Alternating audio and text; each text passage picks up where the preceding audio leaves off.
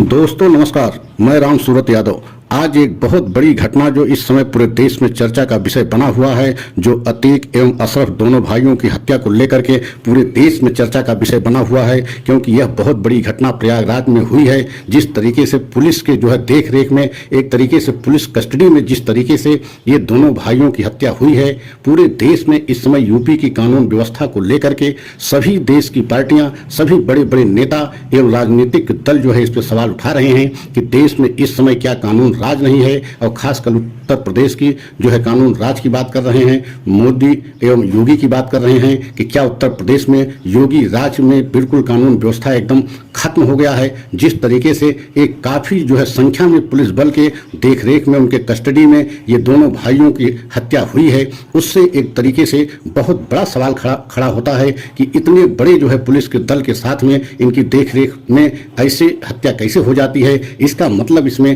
कहीं न कहीं कोई प्लानिंग या साजिश थी कि इनकी हत्या इस तरीके से हो जाए।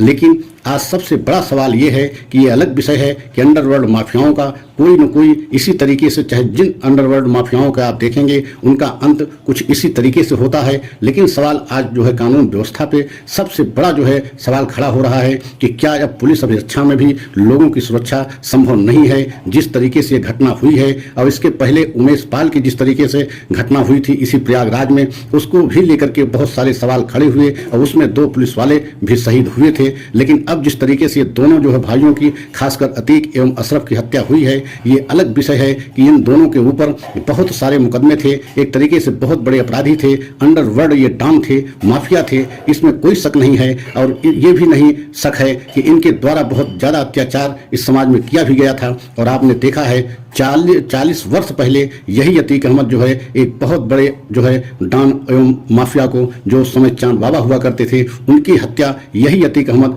एक तरीके से किया था। और उस समय भी आरोप लगाया गया था कि पुलिस के संरक्षण में जो है अतीक अहमद जो है चांद बाबा की हत्या किए हैं। लेकिन अब इन सारे मामलों को लेकर के अशोक वानखेड़े एक बहुत बड़े पत्रकार हैं, देश के जाने माने जो है वरिष्ठ पत्रकार हैं, उन्होंने एक बहुत बड़ा खुलासा करते हुए स्पष्ट बताया है कि यह जो दोनों जो हत्याएं हुई हैं, यह एक तरीके से पॉलिटिकल्स, एक तरीके से राजनेताओं के द्वारा या किसी न किसी पार्टी को इनकी हत्या में फायदा होगा। तो आप समझ सकते हैं कि उनका स्पष्ट कहना है कि पॉलिटिकल जो है मर्डर ये है, एक तरीके से राजनेताओं के द्वारा जो है इनकी किसी न किसी तरह का जो है हत्या कराई गई है। लेकिन ये कहना संभव नहीं है कि इनके दोनों भाइयों की हत्या से किस पार्टी को फायदा होगा या किसको नुकसान होगा, ये आने वाले समय में होगा। लेकिन अशोक वानखेड़े ने स्पष्ट कहा है कि यह जो है एक तरीके से पॉलिटिकल मर्डर है, पॉलिटिकल मर्डर इसको नाम उन्होंने दिया है कि इस तरीके के मर्डर जो है पुलिस की इतनी अभिरक्षा में मर्डर होना संभव नहीं था। और जब यह सरकार बता रही है कि ISI से इनका संबंध था, तो आप सोच सकते हैं कि इनकी सुरक्षा तो बहुत उच्च कोटि की होनी चाहिए, क्योंकि बहुत सारे इनसे राज निकाले जा सकते थे और अंतर्राष्ट्रीय स्तर पर जो है पाकिस्तान को बेनकाब भी किया जा सकता था। क्योंकि यह कहना कि ISI से इनका संबंध था, ISI के माध्यम से हथियार खरीदते थे, तो इतनी बड़ी चूक जो है उत्तर प्रदेश सरकार कैसे कर दी कि इनकी सुरक्षा में इस तरीके की जो है इनके साथ घटना घटी कि इतनी बड़ी सुरक्षा में इनकी हत्या हो गई और सरकार जो है सुरक्षा को जो है सुनिश्चित नहीं कर पाई। तो इसी बात को लेकर के अशोक वानखेड़े ने खुलासा करते हुए कहा कि इसमें राजनीतिक दलों को कहीं न कहीं अपना फायदा नुकसान है। ये अलग विषय है कि किस पार्टी को फायदा होगा, किसको नुकसान होगा। लेकिन स्पष्ट इन्होंने कहा कि जिस तरीके से 40 साल से जो है अतीक एवं उनके भाई यहाँ पे एक तरीके से एक साम्राज्य चला रखा था और बहुत बड़े अंडरवर्ल्ड माफिया माने जाते थे। राजू पाल जो शहर पश्चिमी के विधायक हुआ करते थे, उनकी भी हत्या यही अतीक अहमद ने किया था। और उन्हीं के हत्या के मामले में भी जो है बहुत पूरे देश में अब चर्चा का विषय बना हुआ था। लेकिन अभी 1 महीने पहले जिस तरीके से उमेश पाल की हत्या हुई, उमेश पाल उसी राजू हत्याकांड में एक तरीके से गवाह था, खुलेआम उसको जिस तरीके से गोलियों से भूना गया,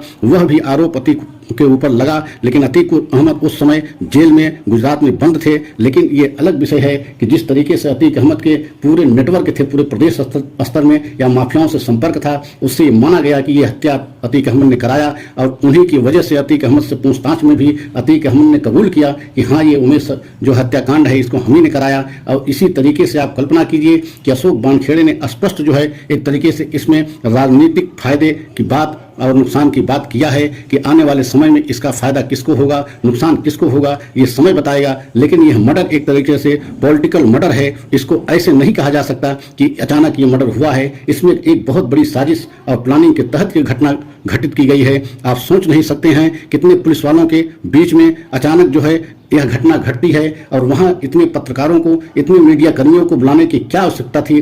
बड़े बड़े जो है केंद्रीय मंत्री जब कहीं जाते हैं किसी जो है इस मामले में पीसी में, तो उनके पास भी इतनी मीडिया नहीं पहुंच पाते। लेकिन यह एक अपराधी किस्म का जो है अंडरवर्ल्ड डॉन था, इसके पास इतने मीडिया या पत्रकार कैसे पहुंच गए? इसका मतलब है कई सवालों को यह मर्डर जन्म देता है, और खासकर कानून को लेकर के, कानून व्यवस्था को लेकर के यह मर्डर बहुत सारे सवालों को खड़ा कर दिया है। अब जो है प्रदेश सरकार को इसमें बहुत बड़ी मुश्किल का सामना करना पड़ रहा है, क्योंकि आने वाले समय में अब पूरे देश में यह चर्चा का विषय बन गया है कि अब तो पुलिस अभिरक्षा में जो है सुरक्षा संभव नहीं है। जब इतनी बड़ी सुरक्षा में हत्याएं एवं मर्डर हो रहे हैं तो इसका मतलब है कि कहीं भी अब आम आदमी इंसान सुरक्षित कैसे रह सकता है, जब इतनी बड़ी सुरक्षा में सेंध लगा करके तीन लोगों जो है जा करके मर्डर किए, 3 लड़के जिस तरीके से इस हत्या को अंजाम दिया। और आप सोच नहीं सकते हैं कि किसी तरीके से पुलिस की तरफ से कोई एक्शन नहीं लिया गया, पुलिस की तरफ से कोई फायर नहीं किया गया, पुलिस की तरफ से कोई गोली नहीं चलाई गई। जो भी कार्रवाई की गई, जो भी घटना की गई, वो तीनों लड़के जो आकर के हत्या किए सिर्फ उनके तरफ से की गई। तो यह भी एक सवाल खड़ा करता है कि पुलिस क्या कर रही थी। जवाब में पुलिस ने कोई कार्रवाई क्यों नहीं किया? पुलिस को कोई न कोई कार्रवाई करना चाहिए थी। यही सारी बातों को लेकर के पूरे प्रदेश एवं देश में इस समय पूरे प्रयागराज को लेकर के, खासकर इलाहाबाद प्रयागराज को लेकर के एक चर्चा का विषय बना हुआ है कि इस तरीके की घटना कैसे घटित हो गई। और इसका मतलब है कि इसमें बहुत बड़ी प्लानिंग एवं साजिश थी, और किसी न किसी दल को आने वाले समय में इसका राजनीतिक फायदा लेना है, और इसी वजह से यह घटना घटित की गई है। अब आने वाले समय में यह स्पष्ट होगा कि किस पार्टी को इसका फायदा मिलेगा, किसका नुकसान होगा। लेकिन यह स्पष्ट है कि यह जो है मर्डर एक तरीके से पॉलिटिकल मर्डर है। इससे ऐसे मर्डर में जो है गणना नहीं किया जा सकता। यह अशोक वानखेड़े का स्पष्ट कहना है। तो आप समझ सकते हैं कि उनका इशारा किसकी तरफ था। यह स्पष्ट नहीं है कि किसी पार्टी का नाम अभी लिया जाए, लेकिन इतना ही है कि एक तरीके से पॉलिटिकल मर्डर इसको माना गया, और कहीं न कहीं किसी साजिश के तहत जो है यह घटना घटी है।